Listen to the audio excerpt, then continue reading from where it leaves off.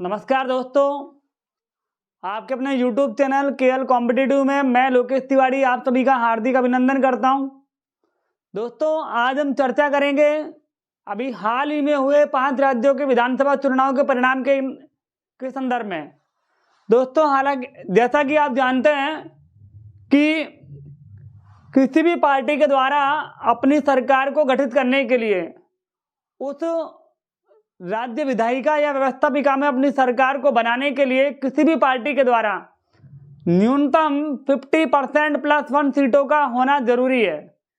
यदि मान लीजिए राजस्थान विधानसभा के अंदर 200 सीटें हैं तो यहाँ पर किसी भी पार्टी को, चाहे वो बीजेपी हो चाहे वो कांग्रेस हो, इनमें से किसी भी पार्टी को अपना बहुमत साबित करने के लिए कम से कम 50% प्लस 1, इसका मतलब ये हो गया 200 का 50% हुआ कितना, 100 में एक जोड़ा, यहाँ पर कितना हुआ 101। तो यहाँ पर 101 बहुमत सीटों की आवश्यकता थी किसी भी पार्टी को अपनी सरकार बनाने के लिए। हाल ही में नवंबर 2023 में हुए चुनाव परिणाम जो कि 2 दिसंबर 2023 को जारी किए गए, जिस परिणाम के संदर्भ में मैं आपसे चर्चा करूंगा। राजस्थान के बाद मध्य प्रदेश के बाद छत्तीसगढ़ के बाद तेलंगाना के बाद मिजोरम।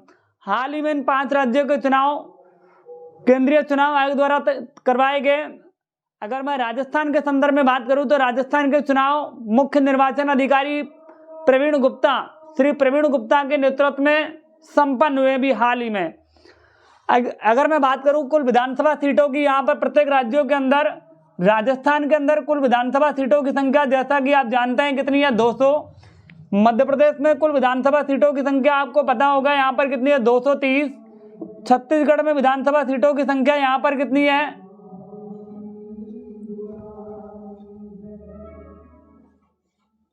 90। तेलंगाना के अंदर विधानसभा सीटों की संख्या कितनी है, 119। और मिजोरम के अंदर विधानसभा सीटों की संख्या कितनी है, 40। आपको पता होगा यहाँ पर एक प्रावधान है कि किसी भी राज्य में न्यूनतम विधानसभा सीटों की संख्या कितनी होनी चाहिए, न्यूनतम 60 और मैक्सिमम 500। लेकिन यहाँ पर मिजोरम एक अपवाद है जहाँ पर विधानसभा सीटों की संख्या कितनी है, 40। अगर एक चुनाव परिणाम के संदर्भ में हम नजर डालें यहाँ पर, तो राजस्थान में इस बार हुए विधानसभा चुनाव में भारतीय जनता पार्टी के द्वारा कुल सीटों की संख्या जो, अगर मैं बात करूं यहाँ पर, भारतीय जनता पार्टी के द्वारा 115 सीटें जीती गई, जबकि कांग्रेस के द्वारा महज 69 सीटें यहाँ पर जीती गई। क्लियर दोस्तों, कांग्रेस के द्वारा, नेशनल कांग्रेस पार्टी के द्वारा यहाँ पर कितनी सीटें जीती गई, 69, जो कि गत चुनाव की तुलना में इस बार कांग्रेस को बहुत कम सीटें मिली हैं। जबकि 2018 में जो कि निवर्तमान मुख्यमंत्री थे अशोक गहलोत, इनके द्वारा लगातार ये तीसरी बार राजस्थान के मुख्यमंत्री रहे थे 2018 में। अगर मैं बात करूं मध्य प्रदेश के चुनाव की, मध्य प्रदेश के चुनाव में बीजेपी को प्रचंड बहुमत यहाँ पर मिला। बीजेपी को यहाँ पर कुल 163 सीटें मिली, जबकि यहाँ पर कांग्रेस को एमपी के अंदर मध्य प्रदेश में कुल 66 सीटों से ही संतोष करना पड़ा। अगर मैं बात करूं छत्तीसगढ़ की, छत्तीसगढ़ में बीजेपी को प्रचंड बहुमत फिर मिला। यहाँ पर बीजेपी को यहाँ पर कुल 54 सीटें मिली, जबकि कांग्रेस को यहाँ पर 35 सीटों से संतोष करना पड़ा। क्लियर दोस्तों। तेलंगाना की अगर मैं बात करूं तो तेलंगाना के अंदर भारत राष्ट्र समिति, जिसकी ये पार्टी है, तेलंगाना के पूर्व मुख्यमंत्री चंद्रशेखर राव की इस पार्टी को बहुत बड़ी हार का सामना करना पड़ा यहाँ पर, क्योंकि कांग्रेस यहाँ पर बहुत बड़े प्रचंड बहुमत के साथ सरकार बनाने में सफल रही। यहाँ पर अगर मैं कांग्रेस की बात करूं तो कांग्रेस को तेलंगाना के अंदर कांग्रेस को 64 सीटें मिली, जबकि बीआरएस को, भारत राष्ट्र समिति को, यहाँ पर इस पार्टी को केवल 39 सीटें ही प्राप्त हुई यहाँ पर। ठीक है दोस्तों। अगर यहाँ पर मिजोरम की बात करूं, मिजोरम के अंदर पहले जो सत्ता थी यहाँ पर एमएनएफ की थी, लेकिन एमएनएफ की जगह यहाँ पर जेडपीएम जोरमथंगा को यहाँ पर अपना इस्तीफा सौंपना पड़ा और जेडपीएम के नेतृत्व में यहाँ पर सरकार बनी। आपको जानकर हैरानी होगी, जेडपीएम पार्टी को यहाँ पर कुल 27 सीटें प्राप्त हुई, जो कि इनका एक तरफा, ये पूर्व आईपीएस की पार्टी है जेडपीएम, जिनके नेतृत्व में यहाँ पर मिजोरम के अंदर चुनाव लड़ा गया और इनकी पार्टी प्रचंड बहुमत की ओर जीतकर सरकार बनाने में सफल रही। अगर मैं बात करूं फिलहाल यहाँ पर कुछ मुख्यमंत्रियों के बारे में, तो तेलंगाना के अंदर मुख्यमंत्री भी हाल ही में रेवंत रेड्डी को नियुक्त किया गया है कांग्रेस के द्वारा। मतलब वैसे तो मुख्यमंत्री नियुक्त करता है राज्यपाल, लेकिन कांग्रेस के द्वारा रेवंत रेड्डी के नाम पर मोहर लगाई गई है। तो हाल ही में अगर मैं बात करूं, यहाँ पर तेलंगाना के वर्तमान जो मुख्यमंत्री हैं, तेलंगाना के वर्तमान जो मुख्यमंत्री है, अभी हाल ही में जिनका शपथ ग्रहण हुआ 7 तारीख के दिन, 7 दिसंबर, मुख्यमंत्री रेवंत रेड्डी ये कहाँ के मुख्यमंत्री निर्वाचित हुए हैं? तेलंगाना के। क्लियर दोस्तों? देखो, अगर मैं राजस्थान के विधानसभा चुनाव की बात करूं तो राजस्थान में विधानसभा चुनाव कुल यहाँ पर 119 सीटों पर चुनाव हुए हैं, 199 सीटों पर चुनाव हुए हैं। 200 सीटों में से 199 सीटों पर चुनाव है। कारण क्या था? यहाँ पर श्री गंगानगर जिले की कर्णपुर विधानसभा सीट के प्रत्याशी, कांग्रेस प्रत्याशी गुरमीत सिंह किन्नर का निधन हो जाने के कारण चुनाव आयोग के द्वारा इस सीट को खाली रख दिया गया, जिसके चुनाव अभी आगामी जनवरी माह में होना प्रस्तावित है। इसलिए राजस्थान के संदर्भ में अगर यहाँ कहा जाए कि राजस्थान में कुल 199 सीटों पर चुनाव है, जिनमें कांग्रेस को मात्र यहाँ पर 69 सीटें मिली, जबकि बीजेपी को प्रचंड बहुमत फिर मिला 115 सीटों का। 115 सीटें बीजेपी की झोली में गई। देखो दोस्तों, अगर मैं बात करूं यहाँ पर राजस्थान विधानसभा के बारे में, जैसा कि आपको मैं बताना चाहूंगा कि राजस्थान की प्रथम विधानसभा का गठन 23 फरवरी 1952 को हुआ था। कब हुआ था? 23 फरवरी 1952। और राजस्थान की प्रथम विधानसभा के अगर मैं शपथ ग्रहण की बात करूं तो 31 मार्च 1952 को राजस्थान विधानसभा का शपथ ग्रहण हुआ। और अगर मैं बात करूं यहाँ पर हीरालाल शास्त्री के बारे में, क्योंकि कहा जाता है कि 31 मार्च 1949 के दिन जब राजस्थान का 7वें राज्य के रूप में गठन हुआ, तब मुख्यमंत्री थे यहाँ पर हीरालाल शास्त्री। और अगर निर्वाचित सरकार के गठन की बात करूं, निर्वाचित सरकार के गठन में 23 फरवरी 1952 को प्रथम विधानसभा के गठन के समय, और 1957 तक ये प्रथम विधानसभा रही। प्रथम विधानसभा के गठन के समय कुल विधानसभा सीटों की संख्या कितनी थी? 160। कितनी थी दोस्तों? 160। और इस विधानसभा के समय 1952 से 1957 तक पहली विधानसभा के गठन के समय कुल 3 निर्वाचित मुख्यमंत्री कांग्रेस ने दिए। मतलब कांग्रेस के इस प्रथम विधानसभा के कार्यकाल में 3 मुख्यमंत्री कांग्रेस के द्वारा दिए गए, जिसमें अगर मैं नाम दोहराना चाहूं आपसे 3 मुख्यमंत्रियों के बारे में, टीकाराम पालीवाल के बाद नाम आता है जयनारायण व्यास के बाद मोहनलाल सुखाड़िया। ठीक है दोस्तों? और इनको सवाई मानसिंह के द्वारा शपथ ग्रहण करवाई गई। तीनों, उस समय राज्यपाल का पद गठित नहीं था, तो महाराज प्रमुख सवाई मानसिंह के द्वारा इनको शपथ ग्रहण करवाया गया। उस पहली विधानसभा के समय जो जसवंत सिंह थे, वो उस समय की सरकार प्रथम विधानसभा में प्रोटेम स्पीकर, ये मैं कहूँ यहाँ पर नेता प्रतिपक्ष नियुक्त हुए थे। वहां पर महाराज संग्राम सिंह वहां पर प्रोटेम स्पीकर नियुक्त हुए थे। अगर मैं इस 16वीं विधानसभा की बात करूं, अभी हाल ही में जो चुनाव हुए राजस्थान के अंदर, वो 16वीं विधानसभा के लिए हुए हैं दोस्तों। कौन सी विधानसभा? 16वीं विधानसभा। प्रश्न याद रखिएगा कि हाल ही में राजस्थान विधानसभा में कौन सी विधानसभा गठित हुई है? 16वीं। इस 16वीं विधानसभा की अगर मैं बात करूं, इस 16वीं विधानसभा में कुल कितनी महिलाएं निर्वाचित हुई हैं? 20, जिसमें 9 कांग्रेस की ओर से और 9 बीजेपी की ओर से, और 2 निर्दलीय महिलाएं इसमें निर्वाचित हुई है। रितु भवनावत जो कि यहाँ पर बयाना से हैं, और एक यहाँ पर रीटा चौधरी जो कि यहाँ पर कहाँ से? बाड़मेर से है। ठीक है दोस्तों? तो यहाँ पर इस बार वोटिंग परसेंटेज की अगर बात की जाए तो वोटिंग परसेंटेज जो रहा 75.42%, 75.45% वोटिंग परसेंटेज रहा। और इस बार महिलाओं का जो वोटिंग परसेंटेज रहा वो रहा 74.72%। ठीक है दोस्तों? महिलाओं का वोटिंग परसेंटेज रहा इस बार 74.72%, जबकि यहाँ पर जो कुल वोटिंग हुई इस बार वो यहाँ पर 75.45%। ठीक है दोस्तों?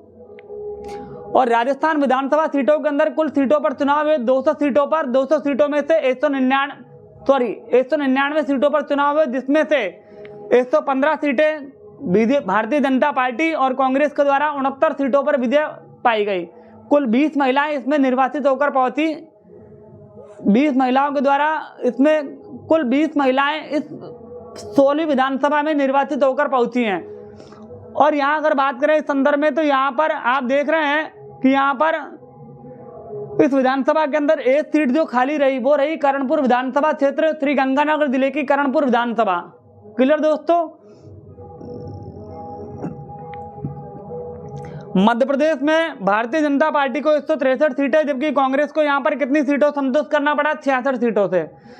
और जबकि यहां पर बहुमत के लिए, अगर मैं यहां पर इनकी मेजोरिटी बहुमत की बात करूं तो यहां पर बहुमत के लिए आंकड़ा चाहिए कितने का, 101 का। यहां पर बहुमत के लिए आंकड़ा चाहिए कितने का, 116 का। यहां पर बहुमत के लिए आंकड़ा चाहिए 46 का। अगर यहां पर मैं बहुमत की बात करूं इस विधानसभा के अंदर 61 सीटों का, और यहां पर बहुमत की अगर बात करें तो कितने का, 21 सीटों का आंकड़ा चाहिए बहुमत के लिए। क्लियर दोस्तों। किसी भी पार्टी, किसी भी विधायिका के अंदर विधानसभा में बहुमत साबित करने के लिए कम से कम 50% प्लस 1 सीट होना जरूरी है। अगर ऐसा नहीं होता तो यहाँ पर सरकार को फिर अपना आवेदन प्रस्तुत करने में, अपनी सरकार को बनाने के लिए दावा पेश करने में बहुत बड़ी समस्याओं का सामना करना पड़ता है। बाहर से निर्दलीयों का समर्थन लेना पड़ता है, जो बहुत बड़ी दिक्कत है उस सरकार के गठन के लिए। फिलहाल यहाँ पर बात करें राजस्थान विधानसभा की और चीजों के बारे में, विधानसभा के बारे में मैंने आपसे बात की। यहाँ पर राजस्थान की प्रथम विधानसभा का जो गठन हुआ था, कब हुआ था, 23 फरवरी 1952। उस विधानसभा का जो शपथ ग्रहण कार्यकाल है वो हुआ 31 मार्च 1952। इस विधानसभा के गठन के समय सदस्यों की संख्या, जो सीटों की संख्या थी वो कितनी, 160 सीटें थी।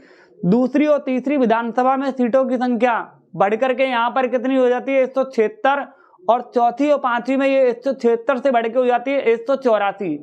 याद रखिएगा, छठी विधानसभा का जब कार्यकाल शुरू हुआ 1977 में, सुन रहे हैं मित्रों, छठी विधानसभा के कार्यकाल के समय 1977 में इस विधानसभा सीटों की संख्या बढ़कर के 184 से 200 हो जाती है। तो यह प्रश्न कई बार पॉलिटिकल साइंस के पेपरों में पूछा गया है कि किस विधानसभा के गठन के समय विधानसभा सदस्यों की संख्या 200 थी, किस विधानसभा के गठन के समय थी, 1977 में छठी विधानसभा के गठन के समय। एक बात और बता दूं मैं, इसी छठी विधानसभा में पहली बार जनता पार्टी के नेतृत्व में गैर कांग्रेस सरकार नियुक्त हुई थी, और उस समय मुख्यमंत्री थे भैरव सिंह शेखावत। कौन थे पहले गैर कांग्रेसी मुख्यमंत्री राजस्थान के, कौन थे, भैरव सिंह शेखावत। क्लियर दोस्तों। अगर मैं बात करूं यहाँ पर भैरव सिंह शेखावत की, तो भैरव सिंह शेखावत सबसे पहले यहाँ पर मुख्यमंत्री कब बने, तो यहाँ पर मुख्यमंत्री भैरव सिंह शेखावत बने 1977 को, और लगभग 18 साल के कार्यकाल के बाद, लगभग 18 वर्षों के बाद पहली बार यहाँ पर राजस्थान में गैर कांग्रेसी सरकार बनी 1977 में, वो भी एक प्रचंड बहुमत के साथ। प्रचंड बहुमत मिला यहाँ पर भारतीय जनता पार्टी को, लगभग 150 से ऊपर सीटें मिली यहाँ पर। किस सरकार के गठन के समय, छठी विधानसभा के गठन के समय। और दोस्तों मैं बताना चाहूंगा यहाँ पर 15वीं विधानसभा के बारे में। अभी 15वीं विधानसभा में जो हमारे जो कांग्रेस जो विधानसभा के अध्यक्ष थे वो थे श्रीमान सीपी जोशी। यहाँ पर अगर मैं बात करूँ, यहाँ पर इस विधानसभा के अंदर प्रोटेम स्पीकर थे यहाँ पर कौन, जो अभी फिलहाल में असम के राज्यपाल है श्री गुलाब चंद जी कटारिया, और वर्तमान जो 8 बार विधानसभा जीत करके पहुंचे थे, और इस 16वीं विधानसभा में 8 बार विधानसभा जीत करके पहुंचे हैं श्री कालीचरण सराफ, जो कि जयपुर के मालवीय नगर से अपनी विजय प्राप्त करने में सफल रहे हैं। 8वीं बार ये विधानसभा जीत करके पहुंचे हैं। क्लियर दोस्तों। जहां तक प्रोटेम स्पीकर की बात है, प्रोटेम स्पीकर जहां तक जो सबसे अधिक जीत करके विधानसभा में पहुंचता है उसी को प्रोटेम स्पीकर बनाया जाता है, राज्यपाल के द्वारा नियुक्त किया जाता है। प्रोटेम स्पीकर अस्थायी अध्यक्ष होता है, जिसका काम होता क्या है, नवनिर्वाचित विधायकों को शपथ दिलवाना। चाहे मैं लोकसभा की बात करूं, चाहे मैं विधानसभा की बात करूं, प्रोटेम स्पीकर एक अस्थायी अध्यक्ष होता है, जिसका काम क्या होता है, नवनिर्वाचित सांसदों या नवनिर्वाचित विधायकों को शपथ दिलाना। इसके बाद क्या ये प्रोटेम स्पीकर खुद भी शपथ लेता है? बिल्कुल नहीं। क्या इसे विधायक के तौर पे शपथ दिलाई जाती है? बिल्कुल नहीं दिलाई जाती। क्यों नहीं दिलाई जाती? क्योंकि यह प्रोटेम स्पीकर के रूप में पहले से शपथ ग्रहण कर चुका होता है। ठीक है दोस्तों। आगे जैसे ही सरकार के मुख्यमंत्री नियुक्त होंगे इस नवीन विधानसभाओं में, तब हम पुनः एक बार इस क्लास को लेकर हाजिर होंगे। आप सभी से गुजारिश करूंगा, विनती करूंगा कि इस केएल कॉम्पिटिटिव क्लास के चैनल को आप अधिक से अधिक सब्सक्राइब करें, अधिक से अधिक प्यार दें अपना, ताकि मैं इसमें एक से वीडियो आपके लिए ला सकूं। धन्यवाद। जय हिंद, जय भारत।